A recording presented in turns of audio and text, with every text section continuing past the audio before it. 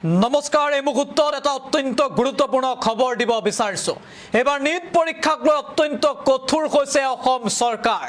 যিসকল নীট পৰীক্ষাৰ পৰীক্ষাৰ্থী এবাৰ পৰীক্ষাত অৱতীৰ্ণ হ'ব তেওঁলোকৰ বাবে কেইবাটাও ডাঙৰ ঘোষণা কৰিছে মুখ্যমন্ত্ৰী ডক্টৰ হিমন্ত বিশ্ব শৰ্মাই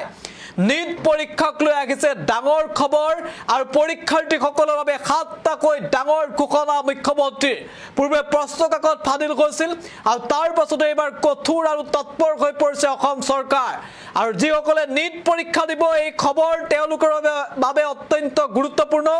কিয়নো নীট পৰীক্ষাৰ পৰীক্ষাৰ্থীৰ বাবে কেতবোৰ নতুন নিয়ম কেতবোৰ নতুন খা সুবিধা আৰু কেতবোৰ কঠোৰ সিদ্ধান্তৰ কথা ইতিমধ্যে প্ৰকাশ কৰিছে মুখ্যমন্ত্ৰী হিমন্ত বিশ্ব শৰ্মাই সাতটাকৈ ডাঙৰ খবৰ নীট পৰীক্ষাৰ্থীৰ বাবে এই মুহূৰ্তত লৈ আহিছো বিগ আপডেট দৰ্শকসকলৰ বাবে জানাব বিচাৰিছো যে নীট পৰীক্ষাৰ্থীৰ বাবে সাতটা ডাঙৰ খবৰ নীট পৰীক্ষাৰ নিৰাপত্তাক লৈ কঠোৰ স্বয়ং মুখ্যমন্ত্ৰী ডক্টৰ হিমন্ত বিশ্ব শৰ্মা এবাৰ দুবাৰকৈ তালাচী কৰা হ'ব পৰীক্ষাৰ্থীসকলক এবাৰ নহয় দুবাৰ তালাচী কৰা হ'ব পৰীক্ষা কেন্দ্ৰৰ 100 মিটাৰ ব্যাসাৰ্ধৰ ভিতৰত 144 ধাৰা জাৰি বৈধ এডমিট কাৰ্ড থকা পৰীক্ষাৰ্থীক এএছটিচি বাছেৰে বিনামূলীয়াকৈ পৰীক্ষা কেন্দ্ৰলৈ যাতায়াতৰ সুবিধা দিয়া হৈছে পৰীক্ষা কেন্দ্ৰত মোবাইল জামাৰ সংস্থাপন কৰা হ'ব পৰীক্ষা কেন্দ্ৰত 24/7 আৰক্ষীৰ পহৰা থাকিব পৰীক্ষা কেন্দ্ৰলৈ প্ৰশ্নকাকত নিয়াৰ দায়িত্বত থাকিব সামৰিক বাহিনী সকলো পৰীক্ষা কেন্দ্ৰ চিচিটিভিৰ নিৰীক্ষণত থাকিব নীট পৰীক্ষাৰ্থীৰ বাবে ডাঙৰ খবৰ এই মুহূৰ্তত হিমন্ত বিশ্ব শৰ্মাৰ বিশেষ আপডেট এই মুহূৰ্তত আমি জনাব বিচাৰিছো মুখ্যমন্ত্ৰীয়ে কৈছে ডাবল লেয়াৰ অৰ্থাৎ দুবাৰকৈ তেওঁলোকক যিসকল পৰীক্ষাৰ্থীয়ে নীট পৰীক্ষাত অৱতীৰ্ণ হ'ব তেওঁলোকক দুবাৰকৈ তালাচী চলোৱা হ'ব নতুনকৈ যেটো ৰি এক্সাম হৈছে নীট পৰীক্ষাৰ নীট পৰীক্ষা দ্বিতীয়বাৰ অনুষ্ঠিত কৰা হৈছে পুনৰ পৰীক্ষা অনুষ্ঠিত কৰা হৈছে পূৰ্বে প্ৰশ্নকাকত ফাদিলৰ বাবে গতিকে ৰি এক্সামিনেশ্যনৰ বাবে কেতবোৰ নিষেধাজ্ঞা আহিছে আৰু আজিৰ দিনটোত বিষয়াসকলৰ সৈতে বৈঠকত বহি মুখ্যমন্ত্ৰীয়ে কেইবাটাও কঠোৰ নিৰ্দেশনাৰ কথা উল্লেখ কৰিছে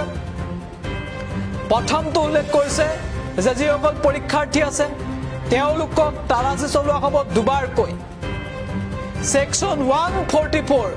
অৰ্থাৎ 144 ধাৰা ইম্প'জ কৰা হ'ব মানে 144 ধাৰা